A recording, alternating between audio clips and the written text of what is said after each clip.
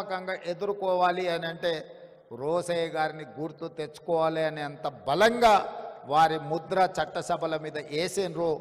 అలాంటి రోసయ్య గారి వర్ధంతి కార్యక్రమంలో చాలామంది మిత్రులను, ఎందుకంటే 2007 నుంచి 2014 వరకు రాష్ట్రంలో భిన్నమైన పరిస్థితులు, 2014 తర్వాత 2 రాష్ట్రాలుగా అవతరించిన తర్వాత చాలామంది మిత్రులను కలుసుకోలేకపోయినాము.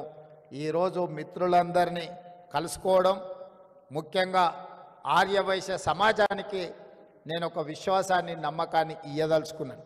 ఈ రాష్ట్రం యొక్క ఆర్థిక ఎదుగుదల మీ చేతుల్లో ఉంది. ఈ రాష్ట్రం రాణించాలి, ఈ రాష్ట్రం రాణించాలి, ఈ రాష్ట్రం అభివృద్ధి పదం వైపు నడవాలి, ఈ రాష్ట్రంలో ఆర్థికంగా బలపడాలి అని అంటే మీరే కష్టపడాలి. మీరే ఈ తెలంగాణ బ్రాండ్ అంబాసిడర్లు. ఈ తెలంగాణ ఆర్థిక రంగంలో రాణించాలి అంటే మా ఆర్యవైశ్య మిత్రులు ఇంకా 1 గంట అదనంగా పని చేయాలి. ఈ పని మీకోసం కాదు, ఈ రాష్ట్రం కోసం చేయాల్సిన అవసరం ఉంది. అందుకే రాష్ట్రం ఆర్థిక రంగంలో రాణించాలి అని అంటే మీ అందరూ ముందు బాగానే ఉండాలి. మీ వ్యాపారాలకు ఎలాంటి అనుమతులు కావాలన్నా ప్రభుత్వం వైపు నుంచి ఎలాంటి ఇబ్బంది లేకుండా చూసే బాధ్యత నాది. అదేవిధంగా రాజకీయాలలో కూడా ఆర్యవైశ్యులకు తప్పకుండా పార్టీ సముచితమైన స్థానం ఇస్తుంది. కోమటిరెడ్డి వెంకటరెడ్డి గారు నా చెవిలో చెప్తున్నాడు, మనము ఆర్యవైశ్య మిత్రులను ప్రభుత్వంలో కూడా భాగస్వాములను చేయాల్సిన అవసరం ఉన్నదని, తప్పకుండా మీ అందరి మనసుల్లో ఏముందో అది కోమటిరెడ్డి వెంకటరెడ్డి గారు నాకు చెప్పినరు. తప్పకుండా అధిష్టానం దృష్టికి ఈ అంశాలను నేను తీసుకువెళ్తా. అదేవిధంగా రోసయ్య గారి విగ్రహం ఉండాలి అని మిత్రులు ప్రస్తావించరు. 100% రోసయ్య గారు ఒక సందర్భంలో వారు ముఖ్యమంత్రిగా ఉన్నప్పుడు చంద్రబాబు నాయుడు గారితో కలిసి నేను వారి ఇంటికి వెళ్ళిన ఒక రిప్రజెంటేషన్ తీసుకెళ్ళి వారితో మాట్లాడుతూ ఆ రోజు తెలంగాణ ఉద్యమానికి సంబంధించిన అంశాలు ప్రస్తావనకు వచ్చినప్పుడు రోసయ్య గారు ఒక మాట చంద్రబాబు నాయుడు గారికి చెప్పారు, చూడయ్య చంద్రబాబు, నాకు చీరాలలో అక్కడ ఏమీ లేదు, 50 సంవత్సరాల క్రితం అక్కడ ఉన్నది అమ్ముకొని హైదరాబాద్కు వచ్చి అమీర్పేట్ ప్రాంతంలో ఇల్లు కట్టుకున్నా.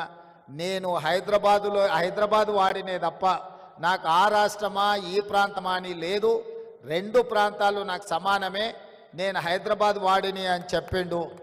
ఈరోజు నికార్సైన హైదరాబాదీ ఎవరైనా ఉన్నారంటే రోసయ్య గారు అని చెప్పి నేను సంపూర్ణంగా విశ్వసిస్తున్నా. అలాంటి నికార్సైన హైదరాబాదీ రోసయ్య గారికి హైదరాబాదు నగరంలో విగ్రహం లేకపోవడం అనేది లోటు. తప్పకుండా రాష్ట్ర ప్రభుత్వం ఒక మంచి ప్రాంతాన్ని మీరు చూసి ప్రభుత్వానికి సూచన చేయండి.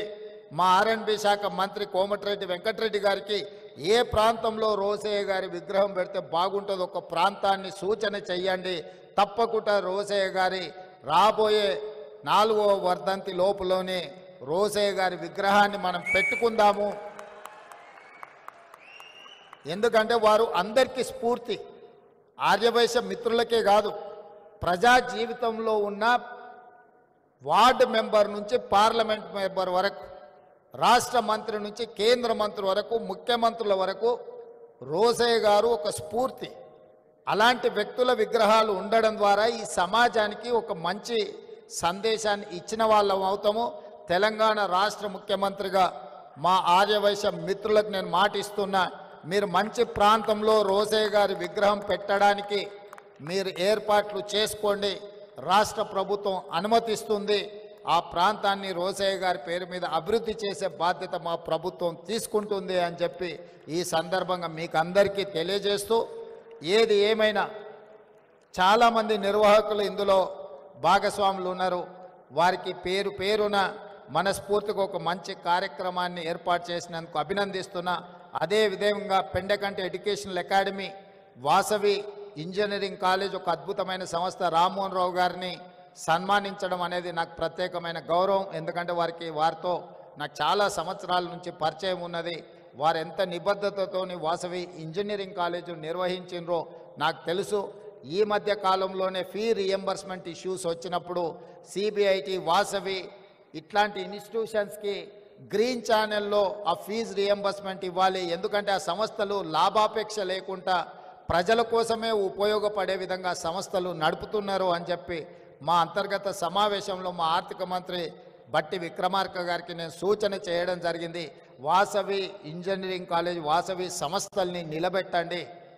నాకు పూర్తి సమాచారం లేదు, నాకున్న కొంతమేర సమాచారానికి ఆర్థికపరమైన ఇబ్బందులు ఉన్నాయని నా దృష్టికి వచ్చింది.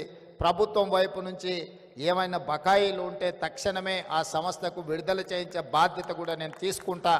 ఎందుకంటే ఎంతోమంది ఇంజనీర్స్ని ఈరోజు ఎక్కడంటే అక్కడ ఇంజనీరింగ్ కాలేజీలు వచ్చినాయి, కానీ ఆ రోజుల్లో ఒక గొప్ప ఇంజనీర్లను తయారు చేసి సమాజానికి ఇచ్చిన ఒక గొప్ప సంస్థ వాసవి అకాడమీ, ఎడ్యుకేషనల్ అకాడమీ.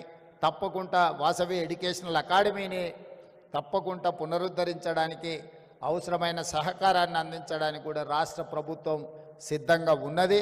అదేవిధంగా రాజమౌళి గారు నాకు తెలిసి కుబేర టవర్స్ నారాయణగూడలో కట్టింది వారే. అప్పటి నుంచి వారు నాకు పరిచయం, వాళ్ళ కుమారులు కూడా నాకు తెలుసు. నేను ఆ కుబేర టవర్స్లో కొంతకాలం వ్యాపార పరంగా అక్కడ రెంట్ కూడా నేనున్న, వారు గుర్తించిందో లేదో నాకు తెలియదు, కానీ వీళ్ళందరినీ కూడా సన్మానించడం, కలవడం ఈ సందర్భంగా సంతోషం. ఏదేమైనా ఇంత మంచి కార్యక్రమాన్ని ఏర్పాటు చేసి రోసయ్య గారిని స్మరించుకునే అవకాశం ఇచ్చినందుకు మరొక్కసారి నిర్వాహకులకు ధన్యవాదాలు తెలియజేస్తూ సెలవు.